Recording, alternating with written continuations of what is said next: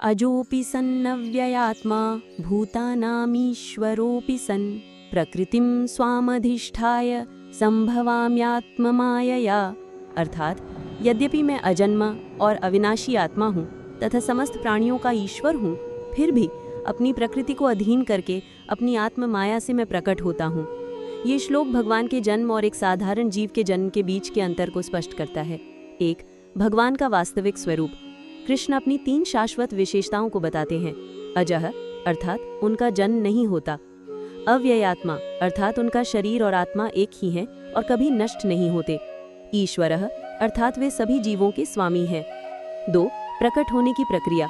तो फिर वे जन्म लेते हुए क्यों दिखते हैं?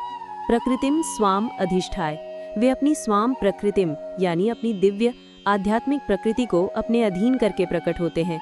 एक साधारण जीव भौतिक प्रकृति के अधीन होता है, लेकिन भगवान प्रकृति के स्वामी हैं। संभवामी आत्म माया, वे अपनी आत्म माया से प्रकट होते हैं। आत्म माया का अर्थ है उनकी अपनी आंतरिक योग माया शक्ति।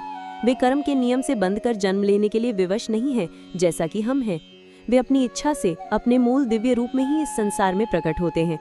श्लोक का सार, हमारा जन्म हमारे कर्मों का परिणाम है, भगवान का जन्म अर्थात अवतरण उनकी कृपा का परिणाम है। हम भौतिक शरीर में जन्म लेते हैं जो नश्वर है, भगवान अपने शाश्वत दिव्य शरीर में ही प्रकट होते हैं। हम प्रकृति के अधीन हैं, भगवान प्रकृति के स्वामी हैं। ये श्लोक अवतार की अवधारणा को परिभाषित करता है। भगवान का जन्म लेना एक सामान्य घटना नहीं, बल्कि एक दिव्य लीला है जो उनकी असीम शक्ति और कृपा का प्रदर्शन है।